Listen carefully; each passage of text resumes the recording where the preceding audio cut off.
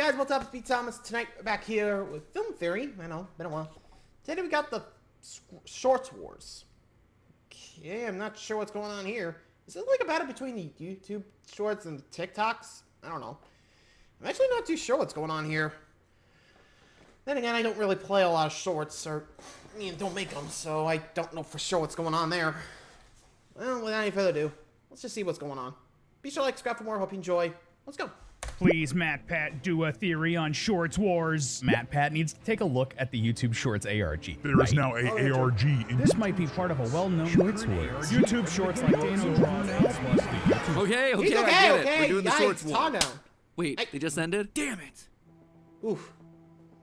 Hello, Yeah, Internet. a little late there, Welcome to buddy. Film Theory, the show that just wants you to subscribe. Strange. The overwhelming glitchiness seems to indicate that we're covering an ARG today. And not just any ARG, this one is found right here on the shores of YouTube.com. Specifically, we're talking about the Shorts Wars, an ARG starring a variety of different short-centric channels, including Bundun, Danocal Drawings, Joe Kane, Royal Pear, Failure, and the biggest of them all, at least according to subscribership, Johnny Razor. Now, if you're not familiar with the last one, it's likely that you're familiar with the fallout of his work. Remember a few months ago when everyone suddenly became very invested in the Waffle House finding itself a new host? Well, that was the brainchild of Mr. Bad Ideas, Johnny Razor himself. And now he and that crew of other creators are at it again. Or not really them, rather it's an army of clones replacing them. Regardless, they are up to some new tricks, and it's up to us to figure out what's going on. Obviously, like, after the fact, like, if MatPat makes the video, you'll be able to watch that and you get the gist. But like being there every day where it's like the new videos going up, getting all of that in real time is so cool and like really helps like the theorizing a lot. Like I was saying, it's up to us to come around a bit later in the process to recap what happened, put the pieces together, and then solve what's going on. Thanks guys for recognizing that daily lore drops are really hard for us to cover in real time. Now, if all of this is new to you, then Yeah, I mean, fair enough. Even if I was doing like a theory video, I'd be like, I don't know if I would go mad. Like, anytime I would be like, oh, it's done. All right, but are you kidding me? They uploaded a new one? Okay, back to it. Okay, now we're done. Oh, come on. Yeah, I can imagine like the headache that would cause. I don't know if I'd be able to do that. Would you guys? I don't know. It'd be a headache and a half. Anyway, back to it. Let's see what Matt's got with this. I recommend you go to check out their channels. Links for all of them are down there in the description below. Because what this group has created over the past month is one of the most fun uses of YouTube that I've seen happen in a long time. This thing spans over 100 shorts, live streams, multiple hidden unlisted videos. Oh, and let's not forget the website that's no longer available. So go hunt around, see what you're able to put together, and make sure you subscribe to them since you're probably going to want to be there when they inevitably do a season 2 of this thing. So let's do what they openly acknowledge that we do best and give you the gist of what happened, what you may have missed along the way, and then predict what season 2 has got in store. Grab your QR codes and fishing poles, loyal theorists, because today we're untangling the mystery of the Shorts War ARG.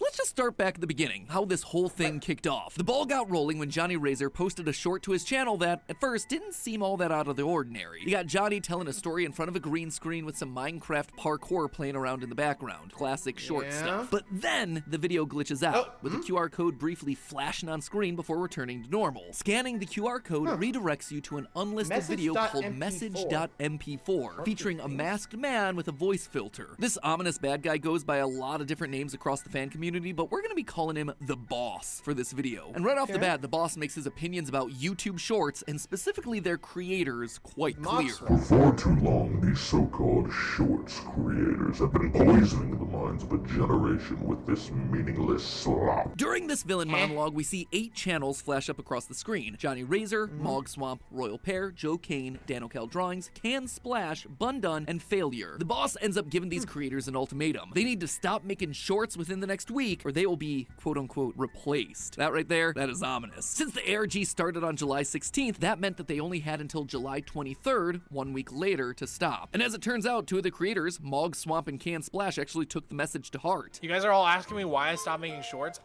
I really can't talk about it, but it has to do with basically a message I received. I don't want to say like a threat. I will. That was totally a threat. But since those two Mog. complied with the boss's orders, they are not part of the story from that point forward, at least Sorry, for this guys, particular season. This then leaves What our if they main do 6 come back? creators. And let's just say by the end of that first week, they were probably wishing they'd heeded the warnings. Begun, the Shorts Wars have. Over the next week, some oddities start plaguing the remaining 6 creators as their videos roll out. What kind of oddities are we talking about? Well, you'd be watching a Failer video when all of a sudden you see Johnny Razor What the- Gangnam styling throughout the frame. In fact, across all the channels, we start to see these sorts of crossover glitches. What's more, if you look at the actual Yeah. content of these videos, a common theme starts to develop. Is cloning humans possible? I bet you can't clone me, Kobe. I bet you I can. I bet you he can, as a cell source for cloning must be from living tissue like skin, so There are a lot of saliva wouldn't clones. work. TikTok has a massive problem, and it has to do with clones. All of a sudden, these creators can't stop talking about clones, almost like they're worried about being replaced. But believe it or not, that wasn't even the strangest thing to start happening in the videos. A bunch of the shorts started hiding this random string of 11 characters in their videos, which immediately got my theorist senses a tingling. Normally, this would be where we whip out our Caesar ciphers or decoder rings, but here, there's no need. Thanks to working on YouTube longer than most of the audience watching it's been alive, I instantly recognized this as a YouTube video ID. So I slapped it into a URL and was taken to this unlisted video called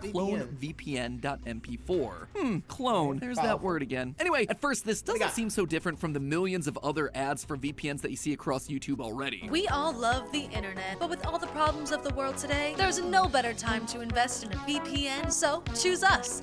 Clone VPN is the VPN of all time. You get it, we get it, we've all seen a billion VPN ad reads at this point. We also get a list of the Clone know which one you VPN chose, partners, by the which way. features a lot of the people that were expressly called out by the boss. But then we get to this feature right here that truly sets Clone VPN apart. And let me tell you, we're not talking about unlocking international streaming rights that aren't available in your country. And with our disappear reappear feature, you and your favorite digital influencers could suddenly be unreachable and perhaps have a slight but unnoticeable change in behavior or content. Clones disappearing and reappearing, slight but unnoticeable changes. Yeah, the narrative is clearly forming here. The boss is gonna somehow clone and replace these YouTube Shorts creators through Clone VPN. Now the only question is, how? Well, I'm gonna tell you the how in a minute, but before that, I can tell you the how they could have avoided this threat entirely if only the Shorts go, creators VPN. had used the sponsor for today's video, Incogni. Yeah, step aside their Clone VPN. We've got a real sponsor in the house. Tell me if this one sounds familiar. The other week, I was out at the grocery store stocking up on a gallon-sized jug of Diet Coke, and I signed up for their Only that was a loyalty thing. card to get a discount. I thought that I could trust the store, and yet, lo and behold, I almost immediately started getting all these spammy emails and scam phone calls. Another time, I was searching up information about Mattel for our Barbie video that we just released, and now all the ads that I see everywhere are Amazon links to Hot Wheels and Ken dolls. This happens because in the United States, it's totally legal for companies to track, collect, and sell your personal data without you knowing anything about it. And it's not just your email and shopping habits that these corporations are getting a hold of. It is a lot of your private information as well. Stuff that you do not want to get out into the public. We're talking your full name, your home address, your phone number, your relatives, aliases, education, employment history, heck, even your social security number. There is no world where they need to know any of that stuff. The good news here is that you have the right to request that these data brokers delete your information. That way you can sleep safe and sound at night knowing that you're not going to get a random phone call at midnight trying to sell you the latest Barbie Malibu dream mansion. The downside to everything, though, might take you actual real years to get all your info scrubbed clean. Incogni, though, can help you with that. While services like VPNs are defensive, trying to keep your info out of the hands of these corporations, Incogni actually goes on the offense. They're going to be your representative and track down the brokers who are actively selling your personal information out there, and then they demand that they leave you alone. Delete your stuff from the system. Your personal information is being bought and sold, and you are getting nothing out of it except a nuisance. It's time to change that, and Incogni is the key to help. Let me tell you, after signing up for their service to test it out for myself, I saw the difference overnight. Gone were all the obnoxious spam emails that I was getting. And as far as phone calls go, I don't get any, spam or otherwise, which is exactly the way it should be. If you want to protect your data today, go to incogni.com/filmtheory and use the code filmtheory to get 60% off an annual Incogni plan. Again, that's incogni.com/filmtheory, and then use the code filmtheory. Or, you can just skip all that hassle and just go down to the top line of the description. Thanks again to Incogni for sponsoring this video and keeping my personal information out of the boss's hands. And now, let's hop back to the Shorts Wars. See, when you're dealing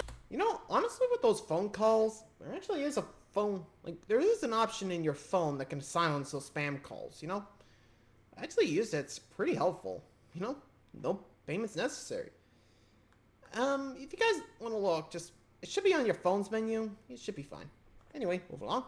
Dealing with a malicious AI or evil VPN program, in order for it to harm you or your computer, you need to let it in, so to speak. Viruses operate on vampire rules. They have to be invited in by running a program or clicking a bad link or something. Well, that's exactly what all these shorts creators did. On July 20th, Royal Pear uploaded a short with another hidden video ID. Here, we see the shorts creators finding an email in their inbox from Clone VPN, reaching out for a sponsorship deal. They're offered a crisp $20,000 for an ad read, and wanting to secure the bag, they each click a not-so-suspicious link. Nothing can possibly go wrong from that, right? Somehow this allows the boss to access their computers and use their online identities as a base to clone them. How can we be sure about this? Well, everyone accepts the Clone VPN deal, except for one of them, Joe Kane. Huh? Sponsorship? Clone VPN? No, I don't think so. The only thing I'm ready to promote is Genshin. Yep, the internet's favorite good short call, Joe. speedrunning Swede turns down the deal. And as you can tell by the text that flashes across the screen as he closes the email, the boss ain't too happy about it. But the rest of his master plan is proceeding on schedule. You see, on July 20th, Well, I'm not sure if I can say the same, because I think I actually remember having the same problem. Like, I had a bad link, and, well, you guys know what happened to the old channel. Gone and dusted. Oh, boy. Which, honestly, if a sponsorship is offering me a link to download something, I'm just gonna say no, because, let's be real, I don't think that should be a thing that should be happening, you know? Otherwise, you're kind of screwing yourself over, you know? Again, that's just from my personal experience, since, you know, like I said, saw something look good to be true, and, well, you know what happened, right? I mean, I'm not mad, I'm just more upset with myself. Anyway. 22nd, the day before the boss's ultimatum comes due, I found QR codes hidden in Johnny Razor and Dano's channels that take us to an unlisted video that shows us exactly how the clone sausage gets made. We find ourselves in some sort of scientific facility, and one by one, information about each YouTuber is uploaded into some strange machine. The computer powers up, and using all the data, a literal clone of the creators is generated in the physical world. It's here that we see that the boss is true to his word, both the good and the bad. Both Mog Swamp and Can Splash aren't cloned because they listened to the boss and stopped making shorts, while the others are cloned, though some turn out better than others. Johnny Razor, Phaler, and Bundun's clones are made without an issue, but during the cloning process for Royal Pear, there's an error R34 that appears on the screen of the machine. 34, and it's at this point that the people on Team Theorist that aren't familiar with the rules of the internet realize that they probably shouldn't be Googling Royal Pear R34. Masterful troll there, guys. Anyway, that error causes the clone machine to create a malformed clone of Royal Pear's normal Tropius design. The final clone to be made in the machine is Dano's channel's character, Riggy. Interestingly, since the Riggy character was the one who clicked the sponsorship link on behalf of Dano the creator, he's the one who got himself cloned. However, due to his giant bunny ears and long monkey tail, the machine hilariously can't figure out what species he's meant to be, and the machine partially blows up, but not before spitting out a strange-looking clone of Riggy, just without the tail. As the 23rd rolls around and the boss's deadline passes, the clones are deployed to the various channels, and we see their violent takeover, in some comically over-the-top yet still YouTube monetization-friendly violence. Johnny Razor's clone shoots his original 7 times in the chest, Bundun is kidnapped under the table mid-video, while Riggy, Phaler, and Royal Pear's clones are taken away to some unknown fate. But for all the creators, the results are the same. Each of the new clone creators uploads an ad for Clone VPN, all of which are basically carbon copies of the same thing. It's almost like they're all clones of each other. You're in danger? On average, a single person will visit 130 web pages per day. Yeah, But what's let's be scary real. is that an This is estimated real, 10% just of all websites Are malicious or out to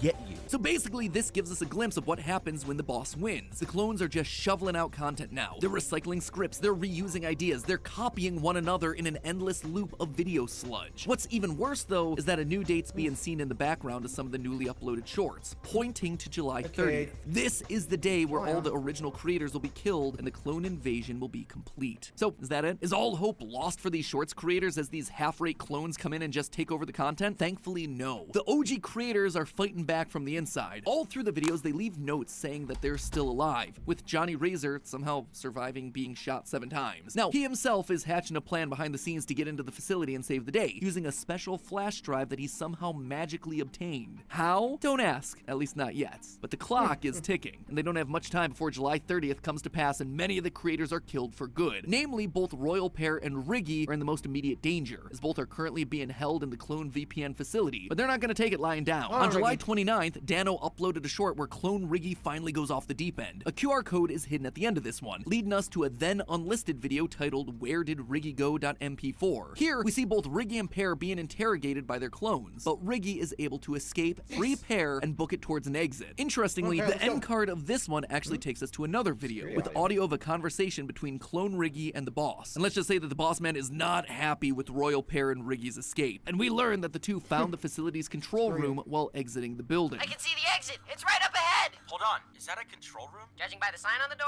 I'd say yes. If we don't shut down the clones, they'll just get sent right back here. Realizing that they're PNG tubers and therefore two-dimensional, Riggy and Pear slip through the door and they see that the boss's plan is way bigger than they ever realized. All of them have codes. It seems like whoever uses the code sends more energy to the cloning machine, and it looks like it's getting ready to clone every Shorts YouTuber. Yep, the boss's big plan boy, is to looks use like we his ain't done VPN yet. sponsorship to clone every Shorts tuber and replace them with just garbage content. And given how widespread VPN sponsorships are, guessing he's gonna be able to get every single YouTuber on the platform in less than a month. But thankfully, there's a way Luckily, to stop not this me. plan once and for all. If they pull all the codes together and use the energy to overload the machine, they can use that power to create a virus that'll knock out Clone VPN forever. What then is the code? Well, here's where things get really cool. Remember when all the clones did those sponsorship videos back when they first took over? Well, each video ends with a promo code that features 2 to 3 characters, their name, and then a number 1 to 5. Now, I saw this and knew it had to mean something. By removing the creator names and then ordering what's left by those numbers at the end, you get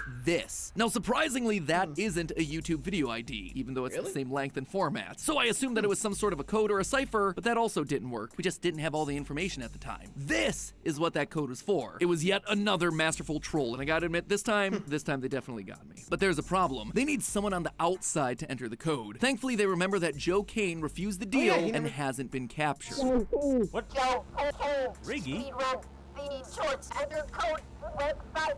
Defeat clones. Okay, if I have to do it, we need to hide it from him. Scanning the QR code that pops up on screen sends us to another secret video where Joe puts the code into the Clone VPN website, which lets Riggy and Pear create the virus. A virus that just so happens to teleport into the possession of Johnny Razor. Yep, that's where he got the drive from. A fact that the boss realizes in real time. So they got the hard drive through the portal. Sadly, yes. And there was someone on the end to receive it. That means, A man in the flannel. of course, Razor.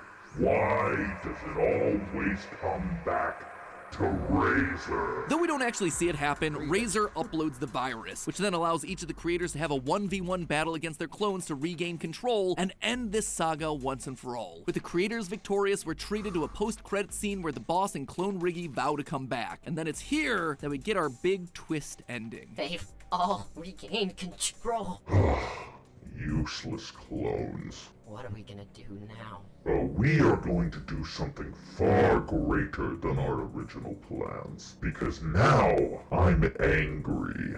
And the best part is, they still don't know who's in control. The flannel. Johnny Razor was the boss the entire time. No, that's not possible. But no, really, that's literally not possible, right? If Johnny was the one who uploaded the virus and saved the day, that means that he played an integral part in his own plan failing? Doesn't really make a whole lot of sense. I mean, sure, maybe you could argue that Riggy did the smart thing and went to the server room by himself, but this post-ARG Q&A stream seems to argue otherwise. Before the website went down, what was Joe Kane originally supposed to do? Originally, he was gonna send me the flash drive, but then we changed it to like take down the website and have Riggy send the flash drive instead. Even if we ignore these non-canon live streams, in the logic of the show, Johnny can't be the big boss. Remember earlier when the boss said this? Razor.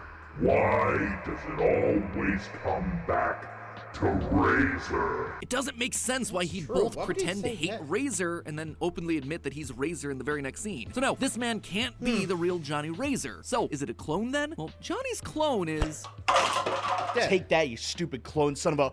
Oh, hey, didn't see you there. Yeah, he's not having the best time. So if the boss is neither the real or clone version of Johnny Razor, then who is he? Third clone? PewDiePie? Me? This is where I have to wave the white flag, at least for now. I don't think there's quite enough information out there to solve that mystery just yet. And I I suspect that the boss's identity will be revealed when Shorts War has its season 2, which I, for one, am totally stoked for. I gotta say, this has gotta be one of the coolest ARGs that I've seen happen across YouTube. And what's more, I believe the story that these creators told has a lot more meaning than just a bunch of clones taken over. See, while watching this, I kept coming back to the question, what's the point? And I don't mean that in a harsh, like, why did they make this sort of way? No, I wanted to know what theme they were trying to communicate through all this. And I believe that we find that in the entire concept of this thing, clones. The story of this first season of the Shorts War is a commentary on cloned content across the internet. I'm sure you've seen these sorts of things around before. Either YouTube channels or TikToks or whatever will just rip content from other websites and re-upload them, trying to make a quick buck off of someone else's work. It's a problem that we here at Theorist have to deal with all the time, and it's something that Johnny Razor himself even talked about before the Shorts War ARG began. I have been cloned, not in a lab, but on TikTok. This, I believe, is what sparked the whole idea of the ARG. See, the clones that we see in the series could never truly replace the creators because they aren't those creators. Riggy actually sums it up perfectly in one of his shorts. So if you were hoping to have a perfect duplicate of yourself who was in sync with you on every level, definitely not possible because our personalities are created by the experiences we've gone through all our lives. Those real-world clone TikTok accounts might be able to steal and upload videos, but they're never gonna be those creators. A person's work is a culmination of their own experiences and insights, their successes and their failures all wrapped up into a person with their own thoughts and feelings. And in this story, I think that the clones realize this. Or at least some of them do, like Royal Pear's clone. During one of his shorts, he seems to have second thoughts about all the mindless creation of content that's now his life. All websites on the internet are malicious or are out to get you. Well, do I really have to do this ad read? Yes.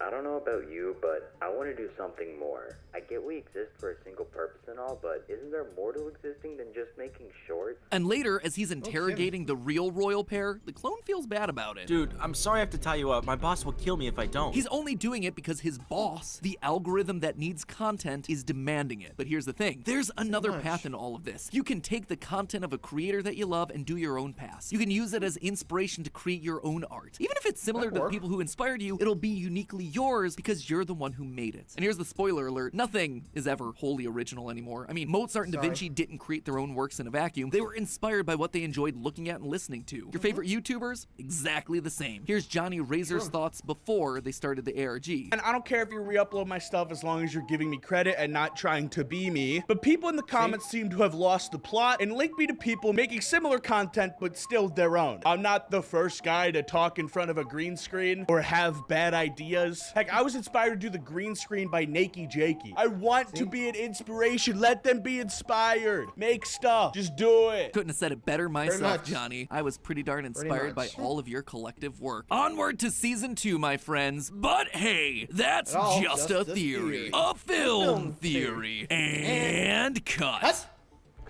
Honestly, that makes a lot of sense. And well, what do you guys think? Well, I'm not sure if they would do a season 2. Not sure when it's coming out, but well, you know that big boss ain't done yet. After all, though, could be a Hush situation where it made him look like one of the, him. Could be just a guy that just wanted the Razor's, influence and decided to look like him.